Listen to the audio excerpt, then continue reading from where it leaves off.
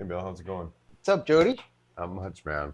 So today I want to talk about a budget activated carbon that's being sold right at Petco. It's being accused of killing people's reef tanks. And it's not just a couple of reports. We're seeing this throughout the hobby, multiple places, people sending in ICP tests for proof, photos of the and saying that it's leaching copper from the carbon. And we're not talking about rumors from 10 years ago, you guys. These posts are recent, the last few months, and the product is still available in stores and for purchase online. So we're breaking down what people are reporting, what we know, and what we don't know, and also a couple of tips to protect your tank.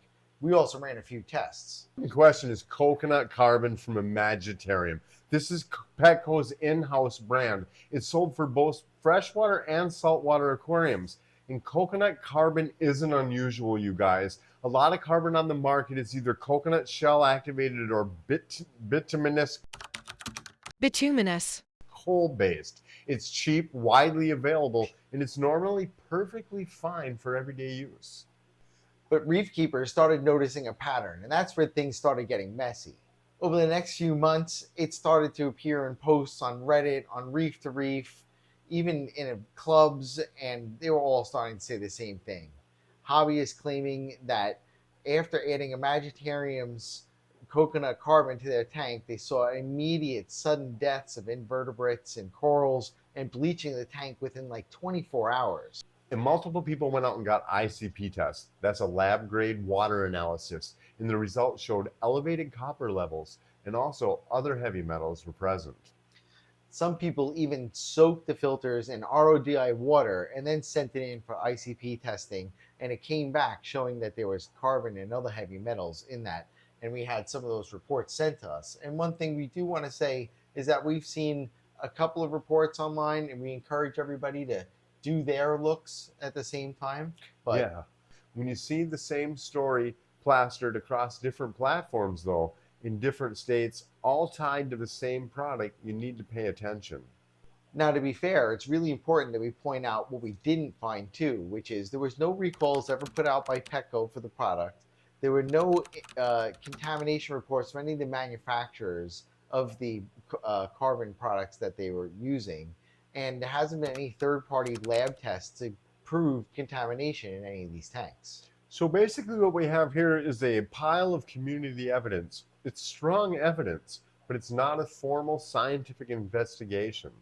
Copper is really toxic to your reef tank, and even in little bits, it immediately kills any invertebrates, snails and shrimps, and has really bad effect on the corals. It really just will kill anything sensitive. Yeah, and even in freshwater, copper can take out shrimp, snails, fish, and sensitive plants. Now, most planted tanks are not as sensitive as a reef system, but copper is something we do not want introduced or creeping up in our water in any amount. Absolutely not. And that's why this is such an outrageous thing, because carbon's there to clean your water, not to put other heavy metals into your water, and carbon and Purigen will not remove copper from the water. So carbon shouldn't contain any sort of heavy metals or copper in it, but maybe it's where it got picked up is not necessarily in it. It could have been activated with chemicals rather than using steam and contaminated in the facility, or maybe contaminated by water that was used. There's so many things without the proper controls. Yeah, and this is just speculation, but if the coconut shells were sourced from an area with heavy metal contamination, that could be an issue too.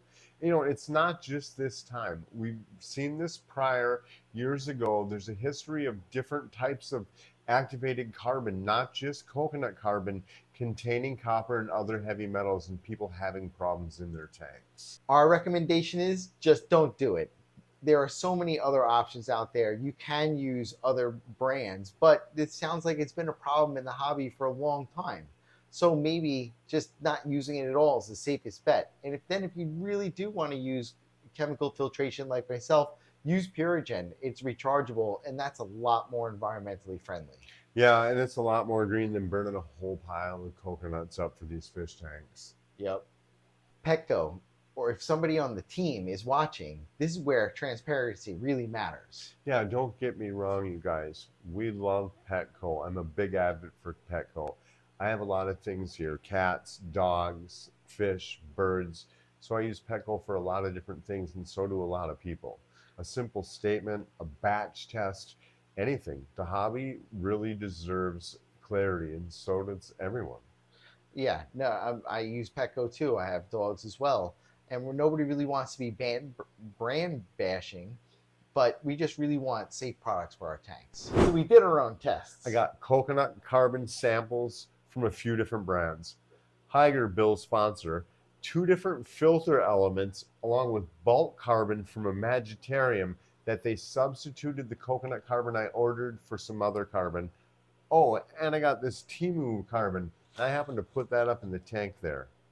That's interesting that they sent it, and maybe it was just to fulfill the order, but pretty nice job that it did there. That carbon in that tank really looks good. So we soaked all those in water overnight, and now we're doing the tests. And we're using this API test kit here because this is what most of the hobbyists are going to have available to them. So what did you find in the test, Bill? We didn't detect copper in any of them, and so what we did is we got a copper medication, and Jody mixed up the water to the right ratio, and we tested it, and it was changing colors immediately even before the observation time, clearly showing that the test kit does work and it was a good test. Hey, and that's a good thing because I bought all this stuff. You know, I did put it in just the one tank to see how it would work, and it sure did clear the water up. It's not my style though. I like the botanicals in the water. I believe they're good for fish, but I will be using this a little bit more, I'm sure, just for certain applications. And that's the great part because the two of us are very different. And I'm all about that clear water. I use Purigen in all my tanks, and I like it because it's rechargeable and I'm not married to a monthly obligation to keep buying something and throwing it out. So if you've had any experience with Imagitarium's activated coconut carbon or any other products for that matter, share it in the comments below. It's with the community information share that we can really learn and we can protect our tanks. Yeah, absolutely, Bill. Speaking about that, you guys, we're doing a follow-up on this 60-gallon breeder tank from Imagitarium. Now that it's up over there overhead, let's see how it's holding up. Thanks, people. Join a fish club. Nice. See you then. Yeah.